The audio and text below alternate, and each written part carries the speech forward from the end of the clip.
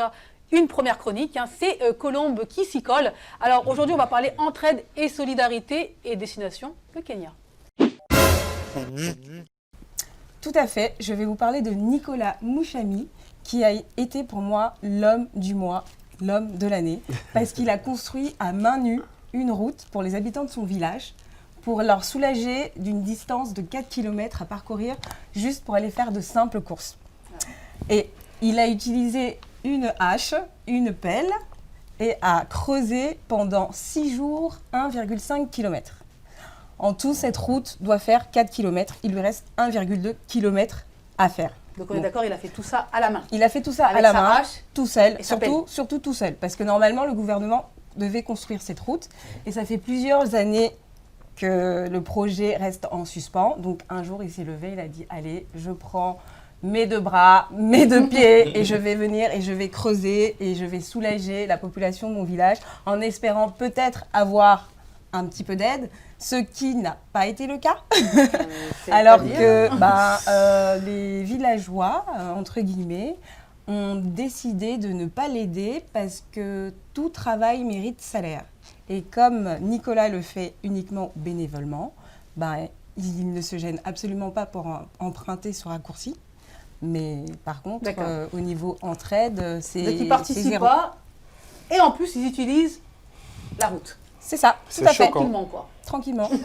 et oui, et puis bon, le gouvernement aussi, je ne sais pas, ils peuvent aussi l'aider. Si cette histoire est venue sur tous les réseaux aujourd'hui, il mérite quand même une petite aide, ou peut-être que Monsieur José, avec ses connaissances en urbanisation, pourrait éventuellement lui trouver des subventions.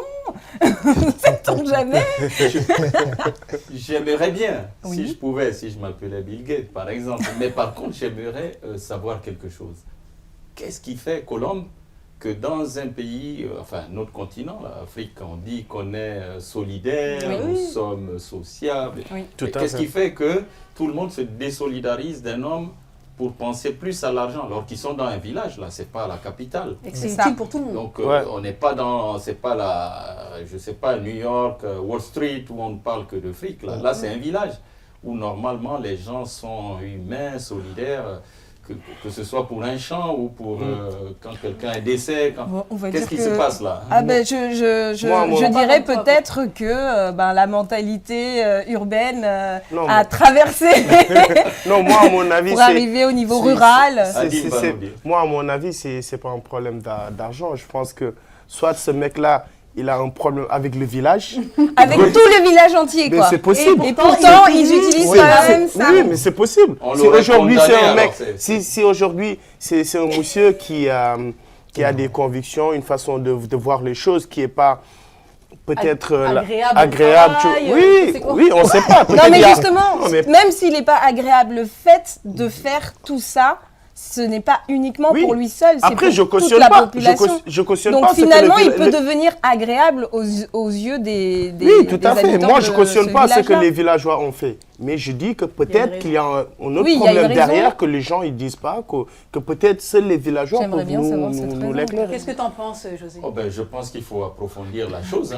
Parce que soit il y a de l'ignorance, soit il y a la superstition du genre, celui qui va faire cette route, ou peut-être qu'un bulldozer était tombé en panne par le passé, on dit, celui qui la fera, il va mourir. Oui, c'est la réalité parfois en Afrique. C'est vrai. Ou alors, plus rationnellement, il y a peut-être des pressions de gens beaucoup plus influents et qui ne veulent pas que notre ami Nicolas Muchami, c'est ça? Oui, c'est ça. Vienne leur voler la vedette, que mais là, il leur a carrément volé. Colombe en parle à Paris. Donc toi, tu penses qu'éventuellement, il pourrait y avoir de la pression venant d'en haut qui dirait n'aidez pas Monsieur Muchami, sinon...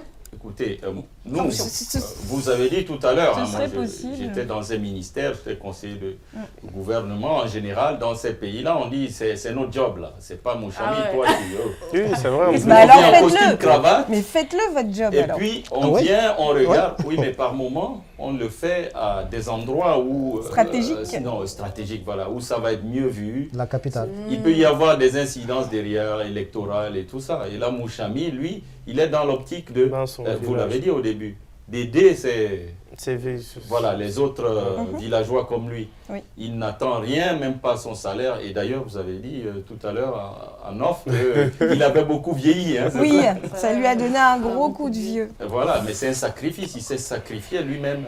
Alors que les gens qui sont dans les bureaux, ils vont plutôt voir est-ce que c'est un investissement en termes d'image qui va nous rapporter plus d'électeurs. En tout cas, c'est à saluer. Et donc, bravo.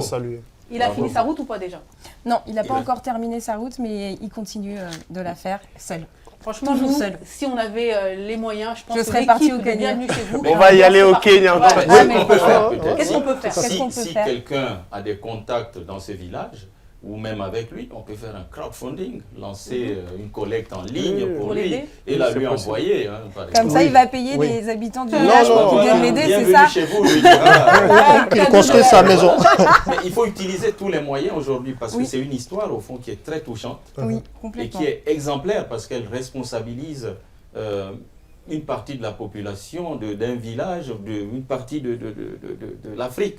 Et ça peut faire boule de neige dans la tête des autres. Dire, bon, vous voyez ce qu'il avait fait tout seul, bon, ça a trouvé écho auprès d'autres personnes, des humanistes, des gens bienveillants, tout ça, qui participent maintenant à l'aider. Et là, les villageois vont se...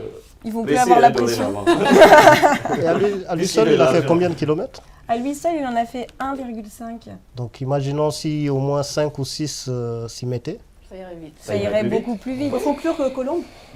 Moi, je trouve que cette histoire est vraiment touchante, comme vous l'avez dit, et que finalement, l'humain, il y a encore de l'humanité sur cette terre, et que on peut être encore tous solidaires. Hein, Radim? C'est belle note. Merci, Colombe.